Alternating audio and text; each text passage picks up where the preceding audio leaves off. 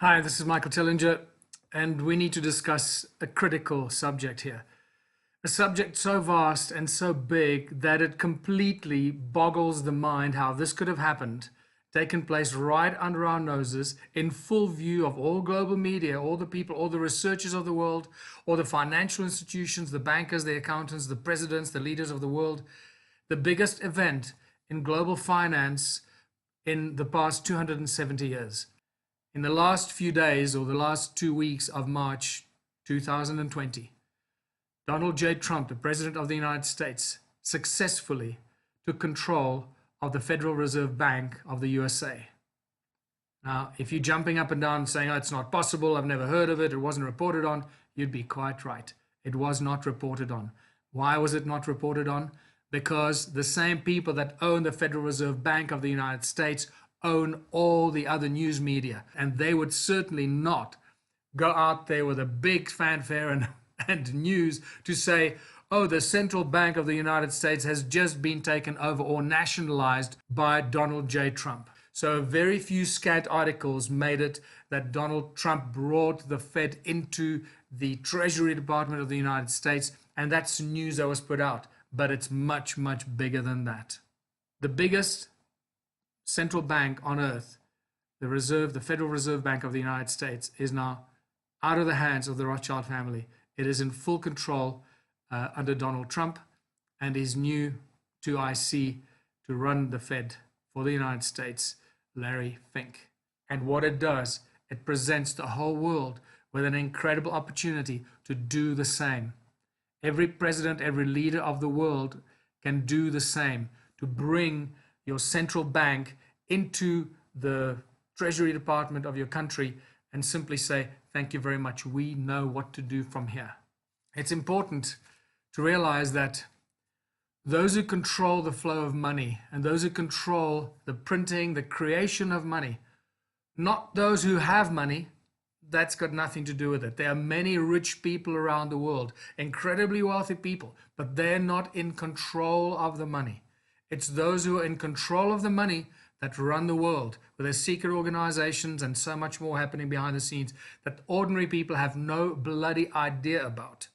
But so if you start following the money and you realize who controls the money, who's got the absolute right to print and distribute and create money out of thin air, then we realize where all the problems in the world are.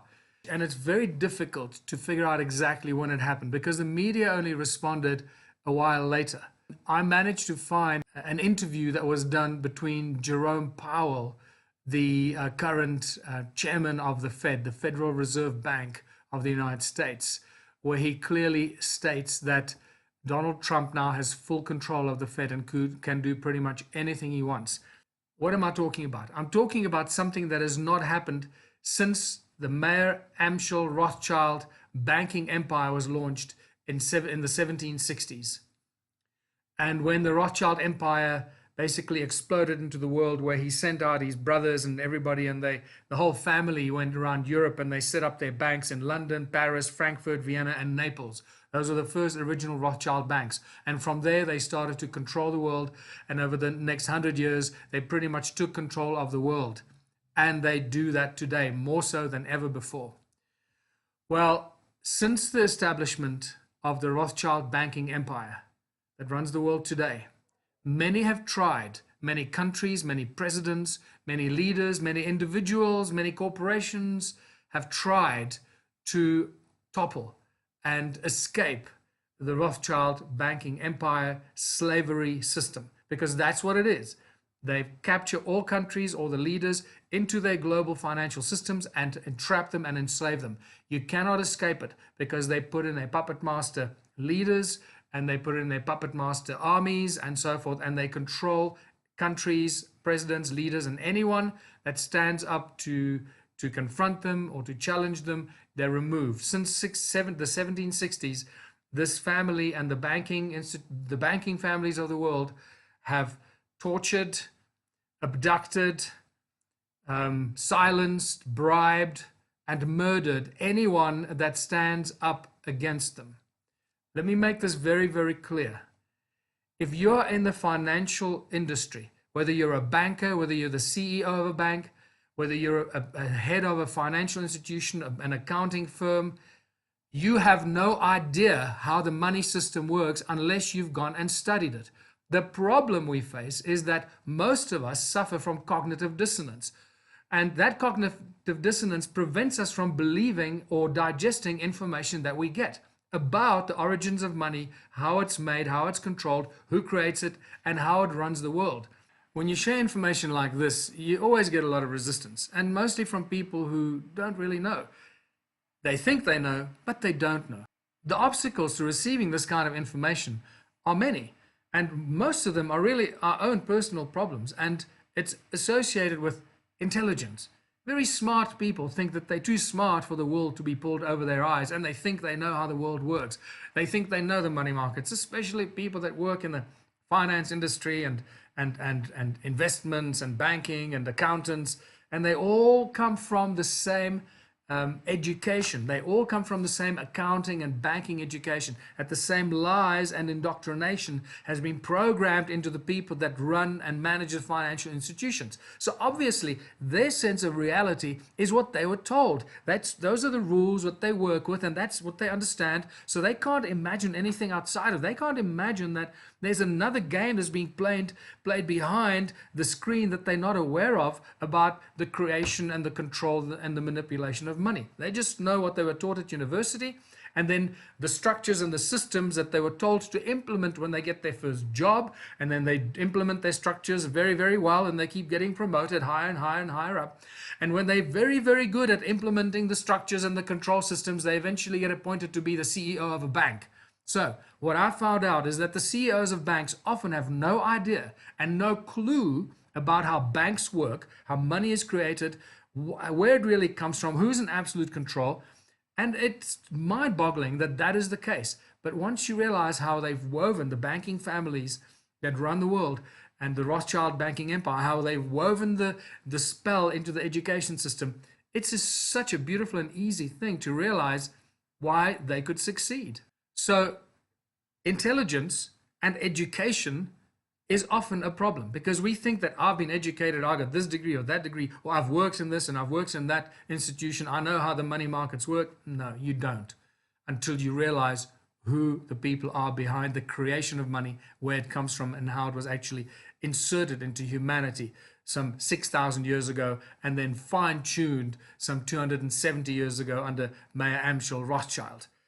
The media obviously plays a very important role, because the media is also controlled by the same banking families, and every part of media, not all of it obviously, but most of the media, and that's what they use as their main spearhead of propaganda. It's repetition, repetition, repetition. Keep telling us the lie over and over and over again, and eventually people begin to believe the lies. Well, the entire global financial scheme is controlled by a small group of people, a very small number of people. It is a business. It's a global business that controls the world. Do you really think for 1 second that a global business of this size would not be controlled? You've lost your mind if you think like that. It is the most controlled business on earth because it controls all the other businesses on earth. Okay, so let's backtrack here. Since the launch of the Rothschild banking empire that has grown into what we know as the financial industry today, no one has been able to topple the Rothschild grip on humanity. And there have been some very important and very prominent people that have tried and have done very, very well. And they've all been silenced or killed. President Jackson in the USA was a great example. Several attempts on his life were made. And then obviously President Lincoln, who challenged the whole banking industry, challenged the central banks in the USA with these greenbacks, and made America basically a debt-free country. Then we have obviously Archduke Ferdinand, Franz Ferdinand from the Austro-Hungarian Empire, who was assassinated in Sarajevo, which sparked the First World War. We have Tsar Nikolai Romanov, who was taken out because he opposed the banking empire of Europe, and they took over Russia. And it was that whole Zionist banking Bolshevik plot that I fear is now invading the United States. And also we have Hendrik Verwoerd, South Africa's Hendrik Verwoerd, who was murdered under the guise of apartheid. It had nothing to do with apartheid. Hendrik Verwoerd wanted to do what JFK did just 3 years before him in 1963, when JFK started to print the United States notes. He did pretty much very much the same to what Donald Trump did, except he didn't have the support. He was all alone. Can you imagine how JFK must have felt when he started to print the United States notes? He couldn't talk to the media. He couldn't get his message out to the people because the media is controlled by the people that run the Fed. He's just stolen the Fed from the banking families that own the media and all the propaganda of the world. There's no way he could share his knowledge and information with the people. So very quickly they just took him out, and the Fed took back the money, the control of the money, and everything went back to normal. But JFK came very close, but the time wasn't right. The international media, the network that we have today, the social media, the internet, is a far more conducive environment for any leader of a country to be able to do such a thing, because the moment you do it, the entire global propaganda machine through the mainstream media will come down on you like an unimaginable pack of terriers, and they will rip you apart. And that's pretty much what's happening in the USA right now. So just so that you understand, the banking industry is not a noble business.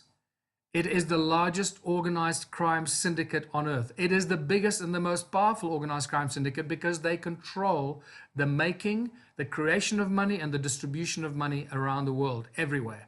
And they have held that control as firmly as they possibly can. When I say that banking is not a noble industry, I'm not talking about the people that work in the banks or middle management or even top management. Those people have just got jobs. They got families, they got jobs. They got no idea what the bank does, how it operates. They're just happy to have a job, get a salary at the end of the month, take care of their family, and get on with life as a slave to the bank, month in, month out, year in, year end.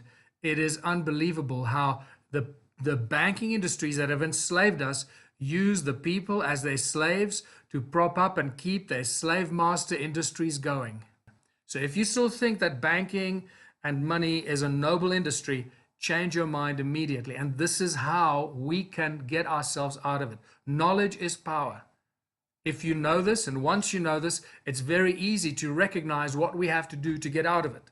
Now, I'm going to throw in this here. The one small town strategy with the Ubuntu movement has all the solutions for this problem. We can get out of this problem literally in the blink of an eye. All we need is more people to recognize how powerful the one small town strategy is, and we can start moving on this very quickly. So let's come back to Donald Trump and what he did. Donald J. Trump, the president of the United States right now, was the first individual that managed to outsmart the bankers. He did it quietly, stealthily, and without any fanfare or global news or reporting on it. He took over and basically nationalized the Federal Reserve Bank of the United States.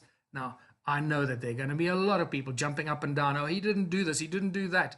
And all I'm going to tell you is that if you still think that, then you have no idea how the central banks of the world work, who controls them, how they operate, and you need to go away and go back to the drawing board, go back to class and learn about this. Because if you don't realize what has happened here, then you've missed the point. Now, the question is, why has this gone unannounced? Why have the media not reported on this? This is a huge thing that for 270 years, the world has been fighting the Rothschild banking empire to get out of that slavery grip. Is because the mainstream media are also owned by the same people that own the Federal Reserve Bank. So how did Donald Trump manage to do that? Very easily. The central banks of the countries are generally protected by the armies of that country, the army, the military, the police, and they're the ones that normally protect the draconian slave masters, the central bank, until you get a president that realizes what's going on, and he takes over that central bank because he can, because he controls the army, and the army is not going to go against him because he controls the army. Donald Trump is the president of the USA. He controls the army, the military, the police, and etc. And especially now, under the state of emergency, he's got pretty much complete control of the USA. So Donald Trump simply brought the Federal Reserve Bank into the Treasury Department. And nobody realized what was happening. It was such a slick and subtle move. He didn't close it or annex it or say, oh, you're a bunch of bad guys, we don't want to work with you. No, not at all. He just said, we're bringing the Fed into the Treasury Department because we need to work closer with the Fed. From that moment on, he, by de facto, became the head of the Fed. Then he did the next most incredible move, and he appointed as his 2IC, or the guy to look after the Fed, now under the umbrella of the United States Treasury Department, that one of the most powerful, if not the most powerful and influential person in the world, by the name of Larry Fink. Larry Fink runs a company called BlackRock. BlackRock is, I guess you can say, the largest company on earth. They have probably way more than $20 trillion under management. Larry Fink is the CEO of this company and a close friend of Donald J. Trump. They've been working together since the 80s, I believe already. And so the most powerful individual in business and money and finance and stock exchange and stock markets, Larry Fink, is now Donald Trump's 2IC, managing the activities of the Fed. You cannot have a more powerful combination than that. What Donald Trump has done, literally, is unimaginable. And the reason why this has gone unreported by the mainstream media is because the mainstream media are also owned by the same people that own the Federal Reserve Bank, the banking families, the Rothschild empire. They own all the central banks of the world.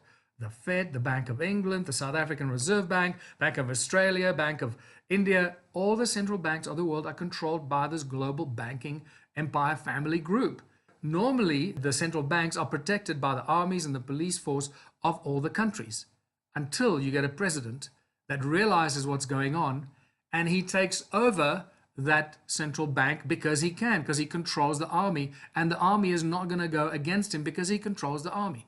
Keep in mind that for the past 50 or 60 years, the United States military and army and the might of the USA military machine was used as the watchdog to go and protect the interests of the Rothschild empire in all the countries of the world. So wherever there was a rogue or a potentially rogue leader or president that didn't want to play ball with the Rothschild empire and their banking system, they would use the United States military, the might of the USA military, to go and invade and topple that regime. It had nothing to do with a threat to the USA or anything like that. It had always related to the threat to the Rothschild banking empire, because that particular leader or government did not really want to play ball with their central bank plan of action and the control of that country. And right now, since Donald Trump has taken over, this is no longer the case, because now we have a president in the United States that has resisted the control of the Rothschild empire by taking over the Federal Reserve Bank. The Rothschild empire doesn't have armies. They don't have armies or military. They use the armies and the military of the individual governments to protect their interests. That has suddenly changed. So this opens the door to leaders all over the world to do the same, to bring in the central bank into the government, knowing that you're not going to be invaded by the United States to topple your government because you're not playing ball with the Rothschilds, as this has been the case for so many decades now. So clearly this is an invitation from and through via the actions of what Donald Trump has done by taking over the Federal Reserve Bank, for all other leaders of the world to do the same, to bring in the central bank into the government and cut off the control of the Rothschild empire in your country. So what Donald Trump has done, very cleverly shown every leader of every country in the world how to escape the draconian slavery system imposed on your country and on your government and your leadership, your presidency, your prime minister, whatever it is. All the leaders of all the countries can do the same. Do what Donald Trump did. Make sure you got your support of your armed forces, and then simply make a statement. We are bringing our central bank into the Treasury Department of our government, and from now on, you can control all the distribution and the printing and the creation of money for all the things you need. And then do the next thing, the same that Donald Trump did. invite BlackRock, the most powerful company in the world, to come and help you manage this so that you don't come under attack.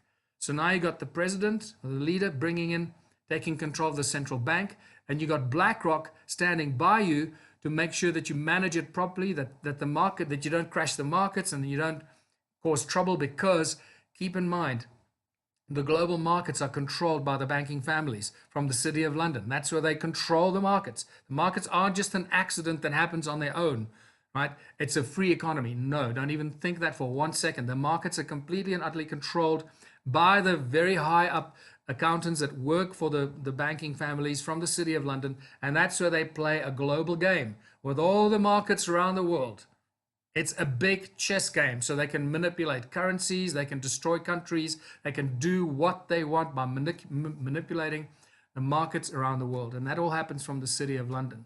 So if you are a conscious president or a conscious leader of a country, but you are under pressure from all the different bodies and instruments and agents of the banking families, whether it's United Nations, the World Health Organization, the World Bank, and all these guys that control and basically extort your country and your people, you know what to do. It's very simple. Do what Donald Trump did. If just 10 countries around the world brought in, I don't want to use the word nationalize because that's actually could be misinterpreted. It has, stigma of communism to it and all that kind of stuff. So it's not really nationalization. It's just really saying we'll take control of creating our own money and managing our own money. We don't need a private company to do that. So literally, if 10 leaders of 10 countries can do this, I reckon that would pretty much break the stranglehold of the Rothschild banking empire. The biggest central bank on earth, the Federal Reserve Bank of the United States, is now out of the hands of the Rothschild family. It is in full control under Donald Trump and his new 2IC to run the Fed for the United States, Larry Fink. And to end this presentation on a really interesting note, in January 2018, the chief executive of BlackRock, Larry Fink, made a very interesting statement. Now keep in mind, Larry Fink is now the guy in charge of the Federal Reserve funds and money and and whatever the Federal Reserve job is going to be in the United States under the presidency of Donald Trump. This is what Larry Fink had to say to the world and the people that they work with. He said, "Contribute to society or risk losing our support. Contribute to society or risk losing our support." Isn't that a very nice message to receive from the most powerful person in global finance, rather than messages of taxes, cuts, more stringent restrictions on humanity and so forth? Isn't that a lovely message to send to the people of the world? Contribute to society or risk losing our support. I think we have some very interesting times ahead with Donald J. Trump taking over the Fed and his main guy looking after it, Larry Fink, with that kind of attitude towards humanity. Every country can do that. Let's use this opportunity. Do what Donald Trump did. We can start a whole new world, come out of the coronavirus insanity, the madness, and create a brand new world. And once we inject the one small town strategy, one small town can change the world strategy, where we create small, beautiful communities that cooperate and collaborate on all the things they do to create prosperity and abundance, as opposed to compete against each other and destroy each other and destroy each other's lives, businesses and families, rip their towns apart. Everything becomes possible. Please watch the One Small Town videos. Go to ubuntuplanet.org, and there are many videos there for you to inform yourself about the One Small Town strategy. Until later, this is Michael Tellinger. Bye for now.